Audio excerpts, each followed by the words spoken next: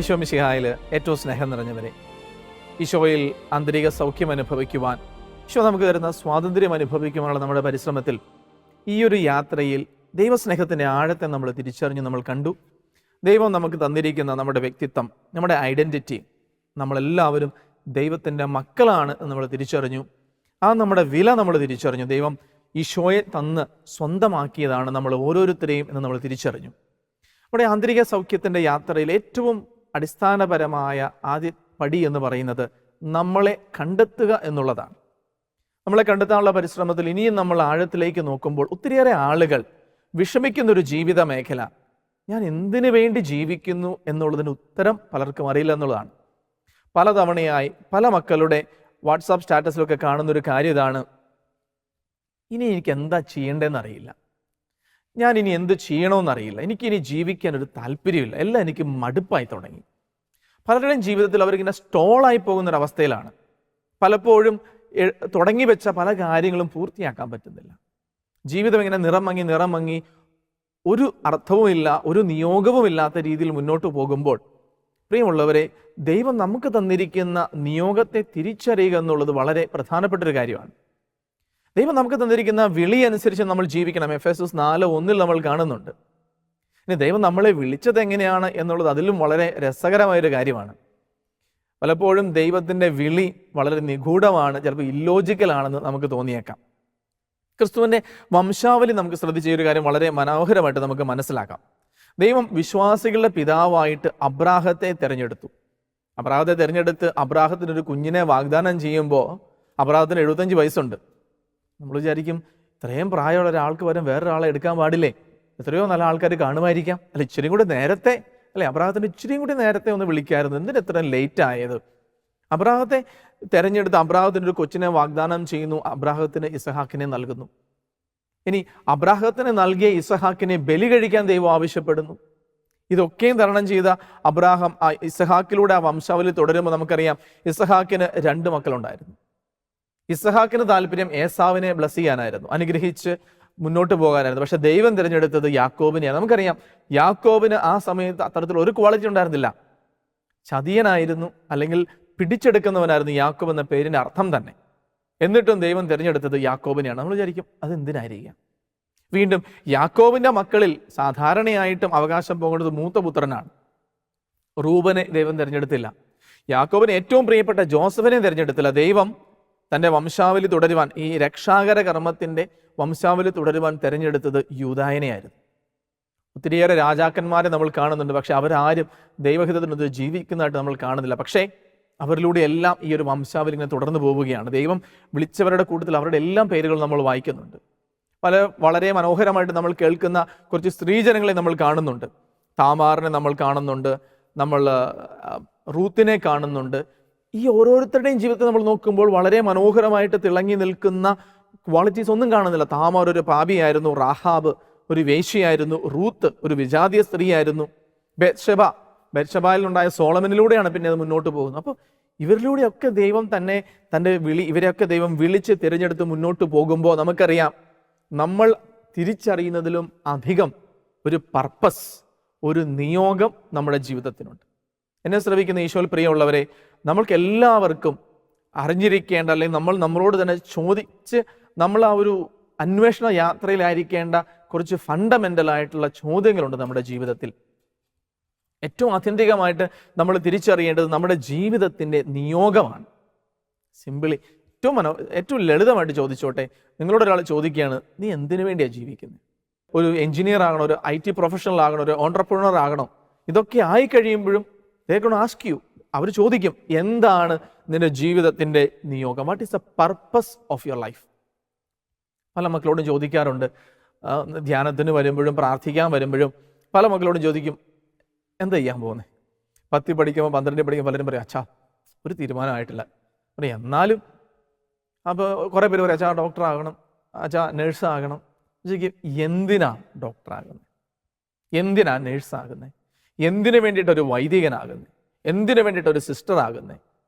എന്തിനു വേണ്ടിയിട്ടാണ് കല്യാണം കഴിക്കുന്നത്? ഇതൊക്കെ നമ്മുടെ ജീവിതത്തിൻ്റെ ഫണ്ടമെൻ്റൽ ആയിട്ടുള്ള ചോദ്യങ്ങളാണ്. ഈ ചോദ്യങ്ങൾക്ക് ഉത്തരമില്ലാതെ വരുമ്പോഴാണ് മുന്നോട്ട് പോകാൻ ഒരു കാരണമില്ലാതെ ഒരു വണ്ടി നിന്നു പോകുന്നത് പോലെ എൻ്റെ ജീവിതം ഇങ്ങനെ കിതച്ച് നിന്നു പോകുന്നത്. ഈശോയിൽ സ്നേഹമുള്ളവരെ, നമുക്കെല്ലാവർക്കും എപ്പോഴും അന്വേഷിക്കുകയും വീണ്ടും വീണ്ടും നവീകരിച്ചു കൊണ്ടിരിക്കുകയും ചെയ്യേണ്ട ഒരു സാധനമാണ് my purpose, my why. Why do I want to be a priest? Why do I want to be a doctor? Why do I want to be an entrepreneur? എന്തിനു വേണ്ടിയിട്ട്? ഇതിന് ക്ലാരിറ്റി ഇല്ലെങ്കിൽ, ഉദാഹരണത്തിന് അച്ഛനായി കഴിയുമ്പോൾ ഞാൻ എന്തിനു വേണ്ടിയിട്ടാണ് അച്ഛനായതെന്നൊരു ബോധ്യം എനിക്കില്ലെങ്കിൽ കുറച്ച് കഴിയുമ്പോഴത്തേക്ക് എൻ്റെ വൈദിക ജീവിതം എനിക്ക് മടുക്കാൻ തുടങ്ങും. അച്ഛനായി കുർബാന ചൊല്ലുന്നു, പ്രാർത്ഥിക്കുന്നു, അതല്ലെങ്കിൽ കുംസാരങ്ങൾ കേൾക്കുന്നു. കുറച്ച് കഴിയുമ്പോഴത്തേക്കും എനിക്ക് അതിൻ്റെ അകത്ത് യാതൊരു നിയോഗമില്ല, എന്തിനത് ചെയ്യുന്നതെന്നൊരു ക്ലാരിറ്റി ഇല്ല. ഒരു ഡോക്ടറായി, എന്തിനു വേണ്ടിയിട്ടാണ് ഡോക്ടറായത്? ആ ഒരു ഉത്തരം എനിക്കില്ലെങ്കിൽ ഡോക്ടറായി കുറച്ച് കഴിയുമ്പോഴത്തേക്കും ഓരോ കാര്യങ്ങളും എനിക്ക് ഭാരമായിട്ട് തോന്നും. പിന്നെ അതിൻ്റെ ഒരു വിരസത മാറ്റാനായിട്ട് ഞാൻ പല രീതിയിലും പല കാര്യങ്ങളും ചിന്തിക്കാൻ തുടങ്ങും. ഒരു പക്ഷേ അതിൻ്റെ എത്തിക്സ് ഞാൻ മറക്കാൻ തുടങ്ങും. അതല്ലെങ്കിൽ ഞാൻ ചെയ്യുന്നൊരു പ്രൊഫഷൻ, അതുമാത്രമല്ല എൻ്റെ നിയോഗം, എങ്കിലും ആ ഒരു പ്രൊഫഷൻ എന്തിനാണെന്നൊരു ബോധ്യം പ്രിയമുള്ളവരെ നമുക്കില്ലെങ്കിൽ നമ്മുടെ ജീവിതം എന്തിനു ജീവിക്കുന്നു എന്നറിയാതെ നമ്മൾ ബുദ്ധിമുട്ടും. യോഹന്നാന്റെ സുവിശേഷം 1-ാം അധ്യായം 38-ാം തിരുവചനത്തിൽ തൻ്റെ പിന്നാലെ വരുന്ന ശിഷ്യന്മാരെ നോക്കി ഈശോ ചോദിക്കുന്ന ഒരു ചോദ്യമുണ്ട്. What do you seek? നിങ്ങൾ എന്ത് അന്വേഷിക്കുന്നു? ഇവിടെ എന്നെ ശ്രമിക്കുന്ന പ്രിയമുള്ളവരെ, നമ്മളിപ്പോൾ ഇവിടെ നമ്മളോട് ചോദിക്കേണ്ട ചോദ്യം ഇതാണ്. What do I seek? എൻ്റെ ജീവിതത്തിൽ ഞാൻ എന്തന്വേഷിക്കുന്നു? എൻ്റെ കുടുംബ ജീവിതത്തിൽ ഞാൻ എന്തന്വേഷിക്കുന്നു? എൻ്റെ പ്രൊഫഷനിൽ ഞാൻ എന്തന്വേഷിക്കുന്നു? എല്ലാറ്റിലും ഉപരി ഈശോയിൽ, ദൈവത്തിൽ ഞാൻ എന്ത് അന്വേഷിക്കുന്നു? What do I seek? Isho ചോദിക്കുന്നില്ലേ, നിങ്ങൾ എന്ത് കണ്ടിട്ട് എൻ്റെ പിന്നാലെ വരുന്നത്? അപ്പം ഭക്ഷിച്ച് തൃപ്തരായതുകൊണ്ടാണോ നിങ്ങൾ എൻ്റെ പിന്നാലെ വരുന്നത്? അത്ഭുതങ്ങൾ കണ്ടതുകൊണ്ടാണോ നിങ്ങൾ എൻ്റെ പിന്നാലെ വരുന്നത്? These are fundamental questions. സ്നേഹം നിറഞ്ഞവരെ, നമുക്ക് നമ്മളോട് ചോദിക്കണം, എന്താണ് എൻ്റെ ജീവിതത്തിൻ്റെ നിയോഗം? ഒരു വിവാഹത്തിലേക്ക് പ്രവേശിക്കുമ്പോൾ, ഒരു ജോലിയിലേക്ക് പ്രവേശിക്കുമ്പോൾ ഞാൻ എന്തിനു വേണ്ടി ഒരു ഡോക്ടറായി? ഒരു പക്ഷേ രോഗികൾ എനിക്ക് ശുശ്രൂഷിക്കണം, മറ്റുള്ളവർക്ക് സൗഖ്യത്തിനൊരു കാരണമാകണം. എനിക്ക് അവിടെ ഒരു വിളിയുണ്ട്, ഒരു നിയോഗമുണ്ട്, ഒരു പർപ്പസ് ഉണ്ട്. അപ്പോഴാണ് മറ്റ് അൺഎത്തിക്കലായിട്ടുള്ള, ഉദാഹരണത്തിന് ഇപ്പോൾ ഡോക്ടറായി എന്ന് വിചാരിക്കുക, കാശോ പോപ്പുലാരിറ്റിയോ പ്രശസ്തിയോ ഒന്നും എന്നെ പിന്നോട്ട് വലിക്കുന്നില്ല. കാരണം എൻ്റെ പർപ്പസ്, നിയോഗം എനിക്ക് ക്ലിയർ ആണ്. ഞാൻ ഒരു ഡോക്ടറായത് മറ്റുള്ളവർക്ക് സൗഖ്യത്തിൻ്റെ കാരണമാകാനാണ്. ഇനി ഇത് കണ്ടെത്തണമെങ്കിൽ നമുക്ക് നമ്മുടെ ജീവിതത്തിൽ ആഴമായിട്ട് നമുക്കൊന്ന് തിരിഞ്ഞു നോക്കണം. ദൈവം ബൈബിളിൽ ചോദിക്കുന്ന ആദ്യത്തെ ചോദ്യം എന്താ? ഉൽപ്പത്തി 3:9, ആദം നീ എവിടെയാണ്? നമ്മൾ ഇന്ന് പ്രിയമുള്ളവരെ നമ്മളോടും ചോദിക്കേണ്ട ചോദ്യം ഇതാണ്, ഞാൻ ഇപ്പോൾ എവിടെയാണ്? ആദത്തിനോട് ഈ ചോദ്യം ചോദിച്ചപ്പോൾ ആദം എവിടെയായിരുന്നു പ്രിയമുള്ളവർ? ആദം ഒളിച്ചിരിക്കുകയായിരുന്നു. ആദം ദൈവവുമായിട്ടുള്ള തൻ്റെ ബന്ധത്തിൻ്റെ ആഴമറിയാതെ, ദൈവത്തിൻ്റെ സ്നേഹമറിയാതെ, പിതാവെന്നൊരു ബന്ധത്തിൽ നിന്ന് മാറി ദൈവനെ ശിക്ഷിക്കാൻ വരികയെന്ന ഒരു ദൈവമാണെന്ന് കരുതി തൻ്റെ ജീവിതത്തിൽ നിന്നും തൻ്റെ നിയോഗത്തിൽ നിന്നൊക്കെ ഒളിച്ചിരിക്കുന്ന ഒരു ആദത്തിനെ നമുക്ക് കാണാം. അവനായിരിക്കേണ്ട സ്ഥലത്തല്ല അവനിപ്പോൾ ആയിരിക്കുന്നത്. ദൈവം അവനാകരുത് എന്ന് ആഗ്രഹിച്ച ഒരു സ്ഥലത്താണ് അവനിപ്പോൾ ആയിരിക്കുന്നത്. സ്നേഹം നിറഞ്ഞാൽ നമുക്ക് ചോദിക്കാം, ദൈവവുമായിട്ടുള്ള എൻ്റെ ബന്ധത്തിൽ ഞാനിപ്പോൾ എവിടെയാണ്? എൻ്റെ ചുറ്റുമുള്ളവരുമായിട്ടുള്ള ബന്ധത്തിൽ, റിലേഷൻഷിപ്പിൽ, എൻ്റെ ഫാമിലിയുമായിട്ടുള്ള എൻ്റെ ബന്ധത്തിൽ, എൻ്റെ കൂട്ടുകാരുമായിട്ടുള്ള എൻ്റെ ബന്ധത്തിൽ, എന്നോട് തന്നെയുള്ള എൻ്റെ ബന്ധത്തിൽ ഞാൻ എവിടെയാണ്? ഞാൻ ആയിരിക്കേണ്ട ഒരിടത്താണോ ഞാൻ ആയിരിക്കുന്നത്? വിവാഹം കഴിഞ്ഞ ഒരു വ്യക്തി ജോലി കഴിഞ്ഞ് വീട്ടിലേക്ക് മടങ്ങുമ്പോൾ തന്നെ കാത്തിരിക്കുന്ന ഒരുപക്ഷെ ഭാര്യയും മക്കളും ഉണ്ടാകാം. ആ വ്യക്തി ആയിരിക്കേണ്ട ഇടം ആ കുടുംബമാണ്. ആ മക്കൾക്ക് സാന്നിധ്യമാകുവാൻ, തൻ്റെ കുടുംബത്തിന് ആ സാന്നിധ്യം കൊടുക്കുവാൻ, അവരുടെ കൂടെ ആയിരിക്കാൻ വിളിക്കപ്പെട്ട ഒരാളാണ്. പക്ഷെ അത് മറന്ന് അയാൾ മറ്റൊരു സ്ഥലത്തേക്ക് പോകുമ്പോൾ നമുക്കറിയാം, he is far from his purpose. ദൈവം ചോദിക്കുന്നു, ഇന്ന് പ്രിയമുള്ളവരെ, വെയർ ആർ യു? നീ നിന്റെ ജീവിതത്തിൽ എവിടെയാണ്? ദൈവസന്നിധിയിലിരുന്ന് നമ്മൾ ചോദിച്ച് ഉത്തരം കണ്ടെത്തേണ്ട ഒരു ചോദ്യമാണിത്. ചിലപ്പോൾ ഞാൻ തെറ്റായൊരിടത്താണോ ആയിരിക്കുന്നത്? ദൈവം നിന്നെ ശിക്ഷിക്കാനല്ല ചോദിക്കുന്നത്, നീ ആയിരിക്കേണ്ട ഇടത്തേക്ക് നിന്നെ കൂട്ടിക്കൊണ്ട് വരാനാണ് ദൈവം ആഗ്രഹിക്കുന്നത്.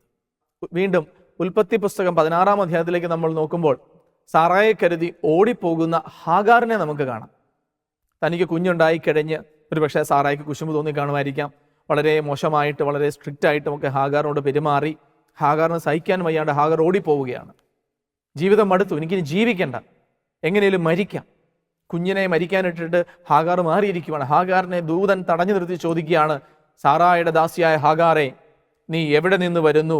നീ എവിടേക്ക് പോകുന്നു? ഇതും നമ്മുടെ ജീവിതത്തിൻ്റെ ഫണ്ടമെൻ്റൽ ക്വസ്റ്റ്യൻസ് ആണ് പ്രിയമുള്ളവരെ. Where do I come from, where am I going? ഞാൻ എവിടെ നിന്ന് വരുന്നു, ഞാൻ എവിടേക്ക് പോകുന്നു? മലയാളത്തിൽ നമ്മൾ വളരെ ലളിതമായിട്ട് പറഞ്ഞാൽ വന്ന വഴി മറക്കരുതെന്ന് പറയും അല്ലെ? വന്ന വഴി മറക്കരുത് എന്ന് പറയാറുണ്ട്. ഞാൻ എവിടെ നിന്ന് വന്നു എന്നുള്ളത് വളരെ ഇമ്പോർട്ടൻ്റ് ആയിട്ടുള്ളൊരു കാര്യമാണ്. നിയമാവർത്തന പുസ്തകം 8-ാം അധ്യായത്തിൽ ദൈവം ഇസ്രായേൽ ജനതയോട് പറയുന്നൊരു കാര്യം ഇതാണ്: നിങ്ങളെ മരുഭൂമിയിലൂടെ നടത്തിയത്, നിങ്ങളെ പരിപാലിച്ചത്, നിങ്ങൾക്ക് ഭക്ഷണം തന്നത്, നിങ്ങളെ രക്ഷിച്ചത്, നിങ്ങൾക്ക് ഈ ദേശം നിങ്ങൾക്ക് ദാനമായി സമ്മാനമായിട്ട് തന്നത് നിങ്ങളുടെ ദൈവമായ കർത്താവാണ് എന്ന് നിങ്ങൾ മറക്കരുത്. 8-10 നിയമാവർത്തന പുസ്തകം 8-ാം അധ്യായം 10-ാം തിരുവചനം: നിങ്ങൾ ഭക്ഷിച്ച് തൃപ്തരാകുമ്പോൾ നിങ്ങൾക്ക് നൽകിയിരിക്കുന്ന നല്ല ദേശത്തെ പ്രതി ദൈവത്തിനെ സ്തുതിക്കണം. 14-ാം തിരുവചനം: നിങ്ങൾ അഹങ്കരിക്കുകയും അടിമത്തത്തിന്റെ ഭവനമായ ഈജിപ്തിൽ നിന്ന് നിങ്ങളെ കൊണ്ടുവന്ന് നിങ്ങളുടെ ദൈവമായ കർത്താവിനെ വിസ്മരിക്കുകയും ചെയ്യാതിരിക്കാൻ ശ്രദ്ധിച്ചുകൊള്ളുവിൻ. നമ്മുടെ ജീവിതത്തിലേക്ക് ഇതൊരു തിരിഞ്ഞുനോട്ടമാണ് പ്രിയമുള്ളവരെ. നമ്മൾ തിരിച്ചറിയണം ദൈവം എന്നെ നടത്തിയ വഴികൾ, ദൈവം എന്നെ ഉയർത്തിയ വിധങ്ങൾ, എത്രമാത്രം എന്നെ സ്നേഹിച്ചു പരിപാലിച്ച ദൈവമാണ്. ലൂക്കായുടെ സുവിശേഷം 13-ാം അധ്യായത്തിൽ മുന്തിരിത്തോട്ടത്തിൽ നട്ട ഒരു അത്തിമരത്തെക്കുറിച്ച് നമ്മൾ കാണുന്നുണ്ട്. അത്തിമരം നടേണ്ട ഒരു സ്ഥലമായിരുന്നില്ല ആ മുന്തിരിത്തോട്ടം. ഏറ്റവും കരുതൽ കൊടുക്കേണ്ട ആ മുന്തിരിത്തോട്ടത്തിന് നടുവിൽ ആ അത്തിമരത്തെ നട്ടത്. ആ അത്തിമരത്തിന് അതേ പരിപാലനയും ശ്രദ്ധയും കരുതലും കിട്ടി ആ അത്തിമരത്തിനെ വളർത്തുകയാണ്. അത്തിമരത്തിനൊരു നിയോഗമുണ്ട്, ഫലം കായ്ക്കുവാനായിട്ട്. അത്തിമരം തിരിച്ചറിയണം താൻ ഇത്രയേറെ കരുതലും സ്നേഹവും കിട്ടി വളർന്നതാണെന്ന്. നമ്മൾ ആരും, ലോകം നമ്മളോട് പറയുന്ന മറ്റൊരു നുണയാണ് you are the product of your own effort. നീ തന്നെയാണ് നിന്നെ വളർത്തിയത്, നിന്റെ പ്രവർത്തനങ്ങളുടെ ഫലമാണ് നിന്റെ ജീവിതം. ഏറ്റവും വലിയൊരു നുണയാണ് പ്രിയമുള്ളവരെ. ഒത്തിരിയേറെ ആളുകളുടെ സ്നേഹത്തിൻ്റെയും പ്രാർത്ഥനയുടെയും കണ്ണുനീരിൻ്റെയും പരിശ്രമത്തിൻ്റെയും ഒക്കെ ഫലമാണ് എൻ്റെയും നിങ്ങളുടെയും ജീവിതം. നമ്മളാരും തനിയെ വളർന്നു വന്നവരല്ല. ഒത്തിരിയേറെ സ്നേഹത്തിൻ്റെ ഫലമാണ് നമ്മുടെ. അപ്പോൾ നമ്മൾ വന്ന വഴി നമ്മൾ മറക്കരുത്. ദൈവം എന്നെ നടത്തിയ വഴി, അതിനെൻ്റെ ജീവിതത്തിൽ എനിക്ക് തന്ന വ്യക്തികൾ, ഞാനിനി എവിടേക്ക് പോകുന്നു? നമ്മളിപ്പോൾ ആയിരിക്കുന്ന അവസ്ഥയിൽ ദൈവം നിങ്ങളെ സ്നേഹിക്കുന്നുണ്ടോ? ഉണ്ട് പ്രിയമുള്ളവരെ. നിങ്ങൾ ഏത് അവസ്ഥയിലാണെങ്കിലും, നിങ്ങൾ പാപിയായിക്കൊള്ളട്ടെ, രോഗിയായിക്കൊള്ളട്ടെ, നിങ്ങൾ ഇപ്പോൾ ഇത് കേൾക്കുമ്പോൾ പാപം ചെയ്തുകൊണ്ടിരിക്കുകയാണെങ്കിൽ പോലും ദൈവം നിങ്ങളെ സ്നേഹിക്കുന്നുണ്ട്. പക്ഷേ നിങ്ങൾ അങ്ങനെ തുടരാൻ, അങ്ങനെ ആയിരിക്കാൻ ദൈവം ആഗ്രഹിക്കുന്നില്ല. ആയിരിക്കുന്ന അവസ്ഥയിൽ നിന്ന് നമ്മൾ ആയിരിക്കേണ്ട അവസ്ഥയിലേക്കുള്ള യാത്രയാണ് ഈ ഒരു സൗഖ്യത്തിൻ്റെ യാത്ര. നമുക്ക് ഈ ചോദ്യങ്ങളെ ഒന്ന് ഓർഡർ ചെയ്ത് നമുക്കൊന്ന് നോക്കാം. ദൈവം നമ്മളോട് ചോദിക്കുകയാണ്, നിങ്ങൾ എന്ത് അന്വേഷിക്കുന്നു? ഈ ചോദ്യത്തിന് ഉത്തരം കണ്ടെത്താനുള്ള പരിശ്രമങ്ങളിൽ നമ്മൾ ആദ്യം ചോദിക്കുന്നു, ഞാൻ ഇപ്പോൾ എവിടെയാണ്? 2, ഞാൻ എവിടെ നിന്ന് വരുന്നു? ഞാൻ എവിടേക്ക് പോകുന്നു? അല്ലെങ്കിൽ ഞാൻ എവിടെ നിന്ന് വരുന്നു, ഞാൻ ഇപ്പോൾ എവിടെയാണ്, ഞാൻ എവിടേക്ക് പോകുന്നു? ഞാൻ എന്ത് അന്വേഷിക്കുന്നു? ഓരോ നിമിഷവും ഞാൻ ചോദിക്കണം, ഇപ്പോൾ ഇവിടെ ഞാൻ എന്തു ചെയ്യണമെന്നാണ് ദൈവം ആഗ്രഹിക്കുന്നത്. ഞാൻ എൻ്റെ പ്രൊഫഷനേക്കാൾ വലുതാണ്, ഞാൻ എൻ്റെ ഫെയിലിയേഴ്സിനേക്കാൾ, തോൽവിയേക്കാൾ വലുതാണ് എൻ്റെ നിയോഗം, എൻ്റെ ബന്ധങ്ങളേക്കാൾ വലുതാണ് എൻ്റെ നിയോഗങ്ങൾ. ജീവിതത്തിൽ ഞാൻ എന്തൊക്കെ മറക്കണമെന്ന് ആഗ്രഹിക്കുന്നോ, വിട്ടുകളയണമെന്ന് ആഗ്രഹിക്കുന്നോ, അതിനേക്കാളൊക്കെ വലുതാണ് നമ്മുടെ നിയോഗം. പ്രിയമുള്ളവരെ, ആ നിയോഗത്തിലേക്ക് നമുക്ക് നോക്കണം. ഈശോയോട് ചോദിക്കണം, ഈശോയെ, ഞാൻ എന്ത് ചെയ്യണമെന്നാണ് നീ ആഗ്രഹിക്കുന്നത്? ആ നിയോഗം എന്നെ പഠിപ്പിച്ചു തരണമേ, കാണിച്ചു തരണമേ. ആ ഒരു യാത്രയിലേക്ക് നമുക്ക് ഈ ആരാധനയിലൂടെ കാലെടുത്ത് വയ്ക്കാം. ഈ ചോദ്യങ്ങൾ നമ്മുടെ ഹൃദയത്തിൽ എപ്പോഴും മുഴങ്ങിക്കൊണ്ടിരിക്കട്ടെ. ജീവിതത്തിൽ നിന്ന് ഒളിച്ചോടുന്നവരാകാതെ, യോനായെപ്പോലെ കപ്പൽ ഛേദത്തിൽ പെട്ടുപോകാതെ, ദൈവം നമ്മളെ നയിക്കുന്ന ആ ജീവിത നിയോഗത്തിലേക്ക് നമുക്ക് ധൈര്യത്തോടെ നടന്നെടുക്കാം. ദൈവം നമ്മെ എല്ലാവരെയും അനുഗ്രഹിക്കട്ടെ. ആമേൻ.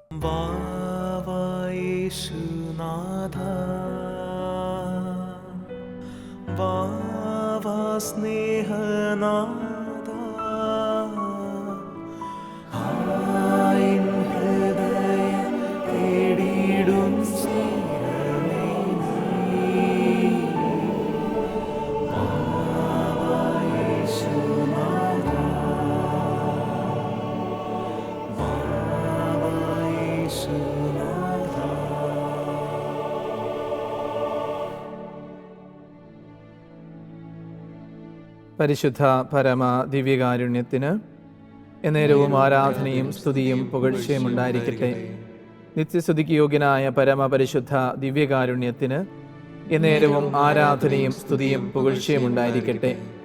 പരിശുദ്ധ പരമ ദിവ്യകാരുണ്യത്തിന് എന്നേരവും ആരാധനയും സ്തുതിയും പുകഴ്ചയും ഉണ്ടായിരിക്കട്ടെ. നല്ലവനും കാരുണ്യവാനും സ്നേഹസ്വരൂപനുമായ ഈശോയെ, അങ്ങയുടെ സന്നിധിയിലായിരിക്കുന്ന ഈ ഒരു നിമിഷം ഞങ്ങൾ അങ്ങയെ പൂർണ്ണ ഹൃദയത്തോടെ ആരാധിക്കുന്നു, സ്തുതിക്കുന്നു, മഹത്വപ്പെടുത്തുന്നു.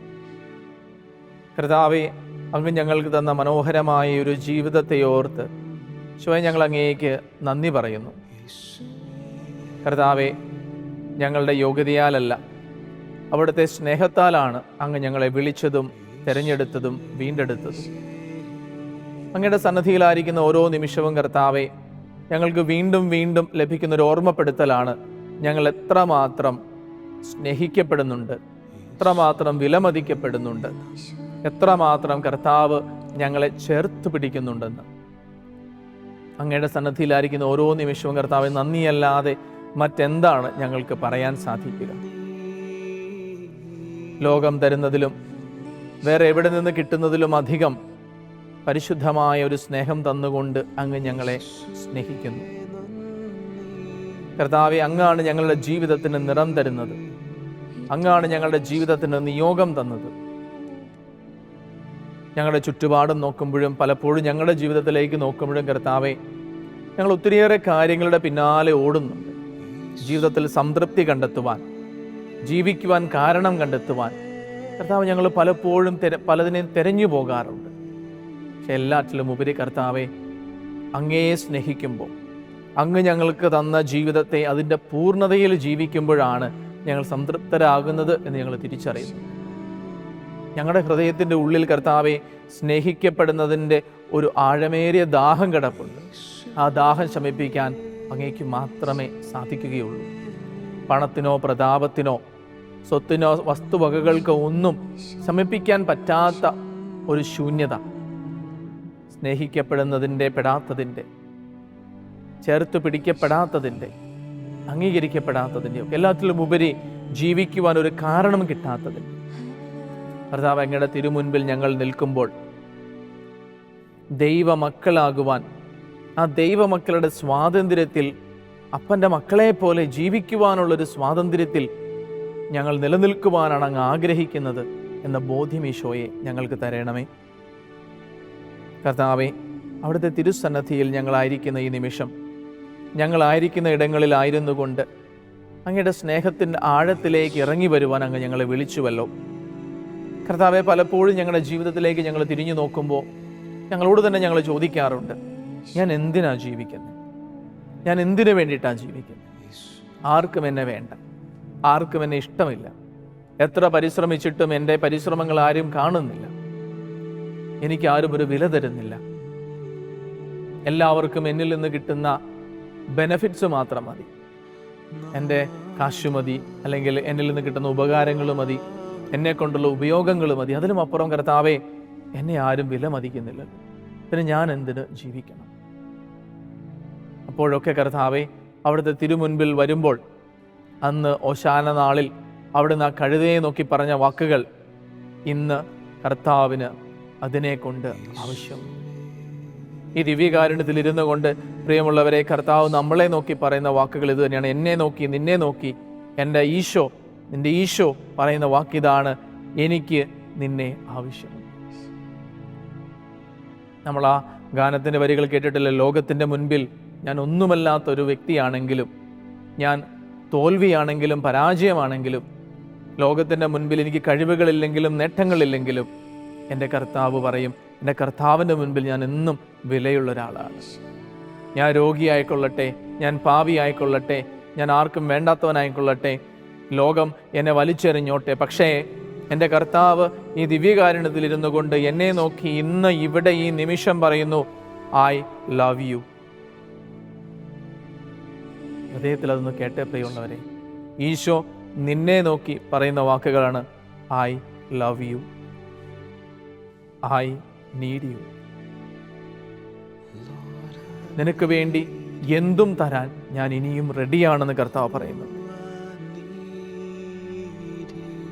തന്നിൽ വിശ്വസിക്കുന്ന ആരും നശിച്ചു പോകാതെ നിത്യജീവൻ പ്രാപിക്കാൻ സ്വന്തം ഏകജാതനെ നൽകാൻ തക്കവണ്ണം ലോകത്തെ അത്രമാത്രം സ്നേഹിച്ച ദൈവം പറയുകയാണ്, യു ആർ മൈൻ. നമ്മൾ നമ്മുടെ ജീവിതത്തിൽ എവിടെയാണെന്നൊന്ന് ചിന്തിച്ച് നോക്കിക്കേ. ഇത്ര നാളുകൾ നമ്മൾ ജീവിച്ചു, എന്നിട്ട് നമ്മൾ ചോദിക്കും, ഞാൻ എന്ത് നേടി? എൻ്റെ ദൈവം എന്നോട് ചോദിക്കുന്നില്ല നീ എന്ത് നേടിയെന്ന്. എൻ്റെ ദൈവം എന്നോട് ഒരു കാര്യമേ ചോദിക്കുന്നുള്ളൂ, നീ എന്നെ സ്നേഹിക്കുന്നു. പത്രോസിനോട് ദൈവം ചോദിച്ചില്ല നീ എന്തുകൊണ്ട് അത് ചെയ്തു. പത്രോസിനോട് ചോദിച്ചില്ല എത്ര പ്രാവശ്യം നീ തള്ളി പറഞ്ഞു, ചോദിച്ചില്ല. പത്രോസിനോട് ദൈവം ചോദിച്ചു, ഈശോ ചോദിച്ചു, ഡു യു ലവ് മീ? നീ എന്നെ സ്നേഹിക്കുന്നു. ലോകം, കൂട്ടുകാർ, വീട്ടുകാർ, ചുറ്റുമുള്ളവർ എൻ്റെ കുറ്റങ്ങളും കുറവുകളും വീഴ്ചകളും പരാജയങ്ങളും ഒക്കെ എണ്ണി എണ്ണി പറയുമ്പോൾ എൻ്റെ കർത്താവ് കണക്കെടുക്കുന്നില്ല. എൻ്റെ കർത്താവ് എന്നെ നോക്കി പറയും, ഒരേ ഒരു കാര്യം മാത്രമേ ചോദിക്കുന്നുള്ളൂ, നീ എന്നെ സ്നേഹിക്കുന്നുള്ളൂ. പ്രിയമുള്ളവരെ, കർത്താവ് നമ്മളെ നടത്തിയ വഴികൾ, നമ്മളെ ഉയർത്തി, ഇന്ന് നിങ്ങൾ ഈ ആരാധനയിൽ പങ്കെടുക്കുന്നുണ്ടെങ്കിൽ കർത്താവിന് നന്ദി പറയണം. കാരണം ഇത്രയും നാളും ദൈവം നിന്നെ നടത്തി, നമ്മളെ ഉയർത്തി, നമ്മളെ പരിപാലിച്ചു, നമ്മളെ സംരക്ഷിച്ചു. വന്നുപെടാമായിരുന്ന ഒത്തിരിയേറെ അപകടങ്ങളിൽ നിന്നും രോഗങ്ങളിൽ നിന്നും ദുരിതങ്ങളിൽ നിന്നും വരെ കർത്താവ് നമ്മളെ കാത്തുകൊണ്ടു. നമ്മുടെ ജീവിതത്തിൽ വേദനകൾ ഉണ്ടായിട്ടുണ്ട്. നമ്മുടെ ജീവിതത്തിൽ ഒരിക്കലും വേദനകൾ ഉണ്ടാവില്ല എന്ന് കർത്താവ് ഒരിക്കലും നമ്മളോട് പറഞ്ഞിട്ടില്ല. കർത്താവ് ഒരേ ഒരു കാര്യം മാത്രമേ നമ്മളോട് പറഞ്ഞിട്ടുള്ളൂ, നീ എനിക്ക് പ്രിയപ്പെട്ടതാണ്, നീ ഭയപ്പെടേണ്ട, ഞാൻ എന്നും നിന്നോട് കൂടെ ഉണ്ടായിരിക്കും. ഈശോയിലേക്ക് മാത്രം നോക്കാൻ പ്രിയമുള്ളവരെ. ഈ ആരാധന ഞാനും ഈശോയും തമ്മിൽ മാത്രമുള്ള സമയമാണ്. ഈശോ നമ്മളെ നോക്കി പറയുന്ന വാക്കിതാണ്, നിന്റെ ജീവിതത്തിൽ വേദനകളുണ്ടാവും, കഷ്ടപ്പാടുകളുണ്ടാവും, എന്നെ തള്ളിപ്പറഞ്ഞതുപോലെ കുറ്റപ്പെടുത്തിയതുപോലെ ലോകം നിന്നോടും പെരുമാറും. പക്ഷെ ഒരു കാര്യം നീ അറിഞ്ഞുകൊള്ളുക, ഞാൻ എന്നും നിന്റെ കൂടെ ഉണ്ടായിരിക്കും, ഞാൻ നിങ്ങളെ അനാഥരായിട്ട് വിടുകയില്ല എന്ന് ഈശോ പറഞ്ഞു. അതാണ് പ്രിയമുള്ളവരെ നമ്മുടെ ബലം, നമ്മുടെ ധൈര്യം, നമ്മുടെ നിയോഗം. നമ്മൾ നടന്നു വന്ന വഴികളിൽ കർത്താവെ, ഞാൻ എന്നെ തന്നെ വളർത്തിയതല്ല, ഉയർത്തിയതല്ല. ഒത്തിരി ആളുകൾ എനിക്ക് വേണ്ടി പ്രാർത്ഥിച്ചിട്ടുണ്ട്, ഒത്തിരി ആളുകൾ എനിക്ക് വേണ്ടി കണ്ണീരൊഴുക്കിയിട്ടുണ്ട്, വേർപ്പൊഴുക്കിയിട്ടുണ്ട്. എല്ലാത്തിലും ഉപരി എൻ്റെ കർത്താവ് എനിക്ക് വേണ്ടി ചോരയൊഴുക്കി. ഇപ്പോൾ ഒരുപക്ഷെ ഞാൻ പരാജയത്തിലായിരിക്കാം, ഇപ്പോൾ ഒരുപക്ഷെ ദൈവവുമായിട്ടുള്ള ബന്ധത്തിൽ അകലെയായിരിക്കാം, വീട്ടുകാരുമായിട്ടുള്ള എൻ്റെ ബന്ധത്തിൽ ഞാൻ അകലെയായിരിക്കാം, ഞാൻ ആയിരിക്കേണ്ട ഇടത്തല്ല ഞാൻ ഒരുപക്ഷെ ഇപ്പോൾ ആയിരിക്കുന്നത്.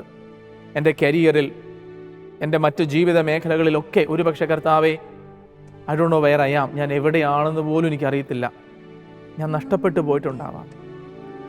പക്ഷെ ഒരു കാര്യം കർത്താവെ, അവിടുന്ന് എൻ്റെ ഹൃദയത്തിലേക്ക് ഈ നിമിഷം തരണമേ. എന്നെക്കുറിച്ചുള്ള അവിടുത്തെ പദ്ധതി ഇതിനേക്കാളൊക്കെ വലുതാണല്ലോ.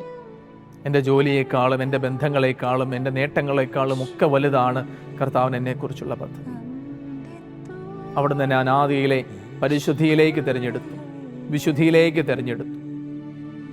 ആ ഒരു ആഴത്തിലേക്ക് എൻ്റെ പിതാവായ ദൈവത്തിൻ്റെ മകനായി ഞാൻ ജീവിക്കും, മകളായി ജീവിക്കും. കർത്താവെ, ഈ ഒരു നിമിഷം അവിടുത്തെ ആശീർവാദത്തിനായിട്ട് ഞങ്ങൾ ഒരുങ്ങുമ്പോൾ പ്രിയമുള്ളവരെ, നമ്മളായിരിക്കുന്ന ഇടങ്ങളിൽ സാധിക്കുമെങ്കിൽ നമുക്ക് ഈ നിമിഷം മുട്ടിന്മേലായിരിക്കാം. എന്നിട്ട് ഈശോയോട് ചോദിക്കണം, കർത്താവെ, എന്താണ് എൻ്റെ ജീവിതത്തിൻ്റെ നിയോഗം? എനിക്ക് കാണിച്ചു തരണമേ, എനിക്ക് പറഞ്ഞു തരണമേ. ഈശോയെ, ഞാൻ ഇപ്പോൾ ഇവിടെ, ഞാൻ ആയിരിക്കുന്ന ഈ ജീവിത സാഹചര്യത്തിൽ ഞാൻ എന്തു ചെയ്യണമെന്നാണ് നീ ആഗ്രഹിക്കുന്നത്? പിന്നിലുള്ളവയെ വിസ്മരിച്ചിട്ട് മുന്നിലുള്ളവയെ ലക്ഷ്യമാക്കി ഞാൻ മുന്നേറുന്നു. ഫിലിപ്പി 3:13. ഇത്രയും നാൾ ഞാൻ എവിടെയായിരുന്നെന്നോ എങ്ങനെയായിരുന്നെന്നോ കർത്താവ് ചോദിക്കുന്നില്ല. ഇനി ഈശോയെ, നിനക്ക് വേണ്ടി ജീവിക്കാൻ എനിക്ക് ശക്തി തരണമേ എന്ന് നമുക്ക് പ്രാർത്ഥിക്കണം. ഈശോയെ, നീ എന്നെ സ്നേഹിക്കുന്നുണ്ടോ എന്ന് എന്നോട് ചോദിക്കുമ്പോൾ ഈശോയെ, ഞാൻ നിന്നെ സ്നേഹിക്കുന്നു എന്ന് പറയാനുള്ള കൃപ കർത്താവ് എനിക്ക് തരണമേ. പ്രിയമുള്ളവരെ, നമ്മുടെ ജീവിതത്തിൽ ഏത് വഴിയെ പോകണമെന്നറിയാതെയാണ് നമ്മൾ വിഷമിക്കുന്നതെങ്കിൽ, എന്തിനാണ് ജീവിക്കുന്നതെന്നൊരു തീരുമാനമെടുക്കാൻ നിങ്ങൾ ബുദ്ധിമുട്ടുന്നുണ്ടെങ്കിൽ, ഡിപ്രഷനിലൂടെയും ആത്മഹത്യാ പ്രവണതകളിലൂടെയും നിങ്ങൾ കടന്നു പോകുന്നുണ്ടെങ്കിൽ, ഈ നിമിഷം ഈശോയോട് പറയും, ഈശോയെ, എൻ്റെ ജീവിതത്തിൻ്റെ നിയോഗം എനിക്ക് വെളിപ്പെടുത്തി തരണമേ.